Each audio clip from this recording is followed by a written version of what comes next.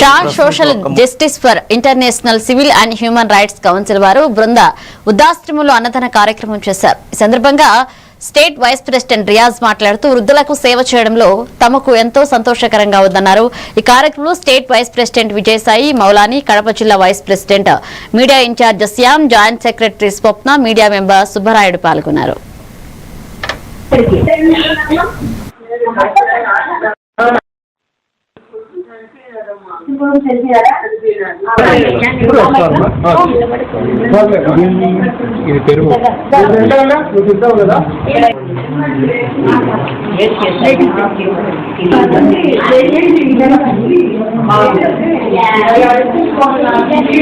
ఒక్క ప్యాకెట్ సరిపోకుండా ఉంటే కన్నా ఇంకొకటి కూడా తీసుకోండి అయ్యా.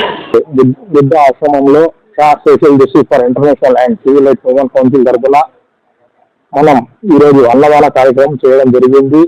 ఇందులో మనకు ప్రోగ్రామ్ లో జాయిన్ అయిన వాళ్ళు Sheikh Mulani state vice president మరియు స్వప్న మేడం గారు, ఇంకోటి సుజాత మేడం గారు అందరూ జాయిన్ అయినారు. మా టీం కూడా ఇక్కడే ఉంది. అందరూ అన్నదాన కార్యక్రమం చేయడం జరిగింది.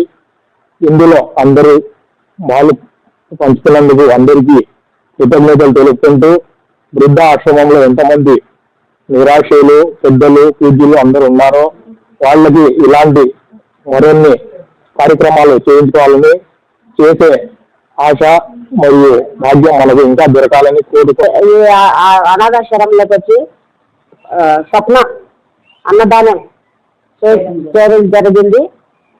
అందరికీ అందరికీ కలగాలని మేము దేవుణ్ణి కోరుకుంటున్నాము. सबको मेरी तरफ से सलाम. इसमें ऐसा करने के लिए हमने अल्लाह ताला हिदायत डाला सबको भी.